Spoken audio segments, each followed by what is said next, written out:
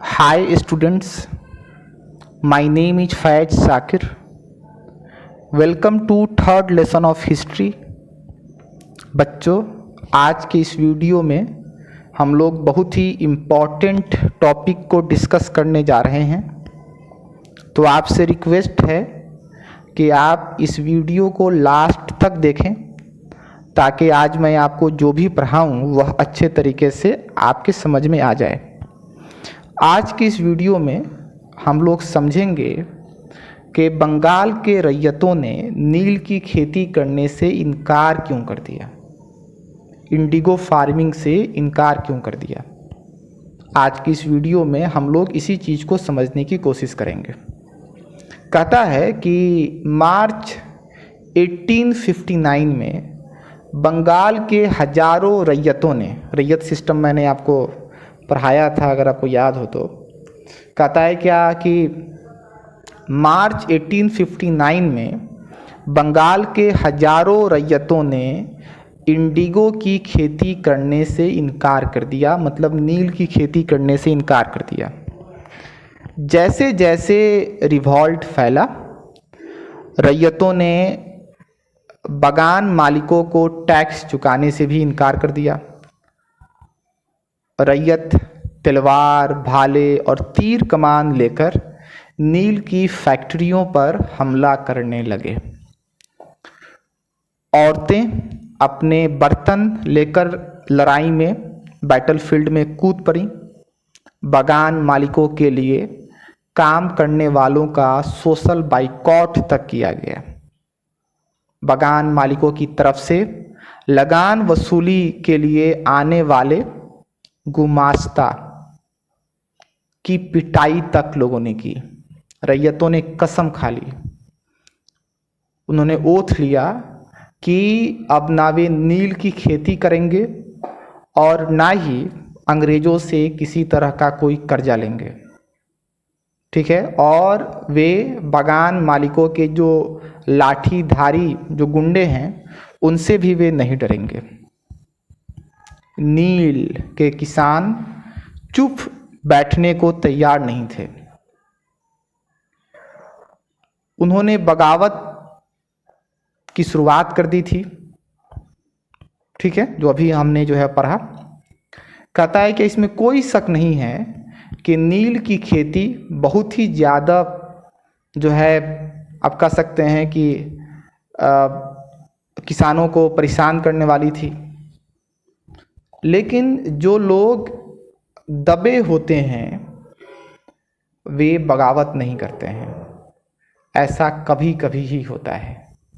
तो आप देखेंगे कि पहली मतलब जो है आप देखेंगे कि किसान जो है भले ही दबे हुए थे लेकिन इस बार उन्होंने बगावत की। 1859 में नील रैयतों को लगा कि बागान मालिकों के खिलाफ बगावत में उन्हें लोकल जमींदारों और मुखियाओं का सपोर्ट मिल सकता है। बहुत सारे गांव में जिन मुखियाओं से नील के कॉन्ट्रैक्ट पर जबरन दस्तखत कराए गए थे उन्होंने ही नील किसानों को इकट्ठा किया और लाठियों के साथ आमने सामने की लड़ाई लड़ी।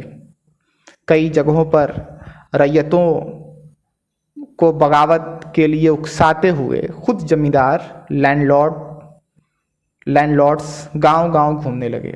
जमींदार इस बात से परेशान थे कि बागान मालिकों की ताकत बढ़ती जा रही थी और बागान मालिक जबरन लंबे समय के लिए उनसे ज़मीन ले लेते थे।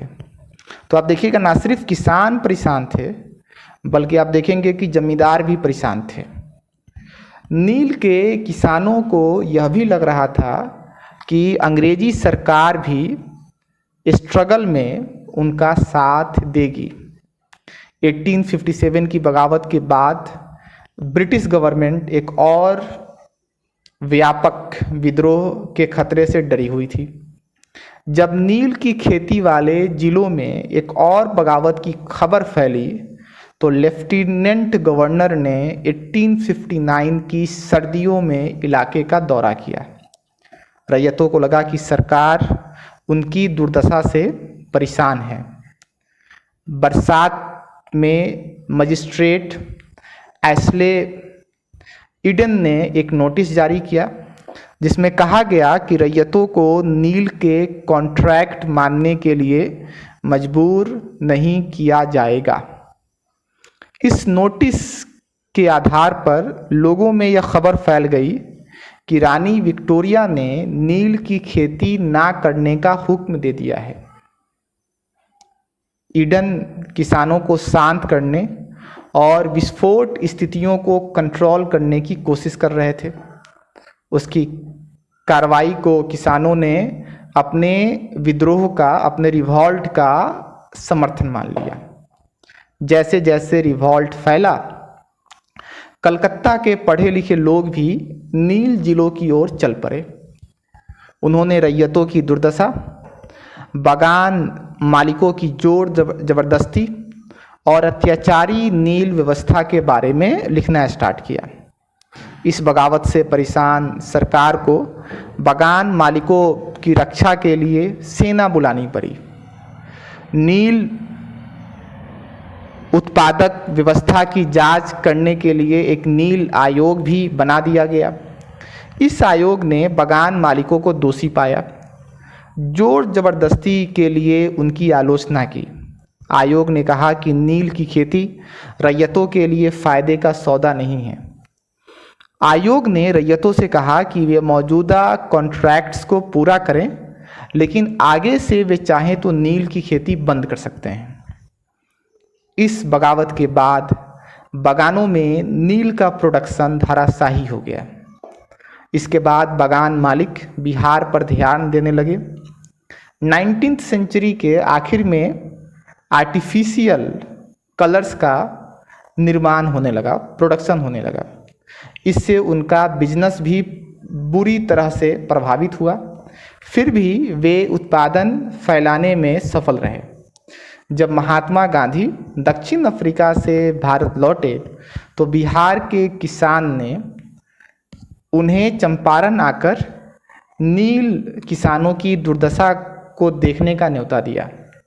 1917 में 1917 में महात्मा गांधी का यह दौरा नील बागान मालिकों के खिलाफ चंपारण आंदोलन की शुरुआत थी। मतलब गांधी जी जो है, जहाँ जहाँ हैं चंपारण, वहीं पर आए और आप देखेंगे कि यहाँ पर जो नील की खेती हो रही थी उसके खिलाफ उन्होंने सत्याग्रह किया और यह सत्याग्रह जो है बहुत ज़्यादा सक्सेसफुल हुआ।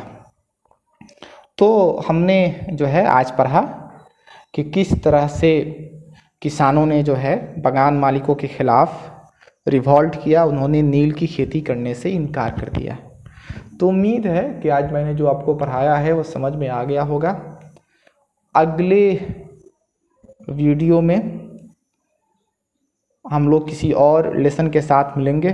तब तक आप अपना ख्याल रखें, खुश रहें, स्वस्थ रहें। That's all, thank you. Video देखने के लिए बहुत बहुत शुक्रिया, बहुत बहुत धन्यवाद।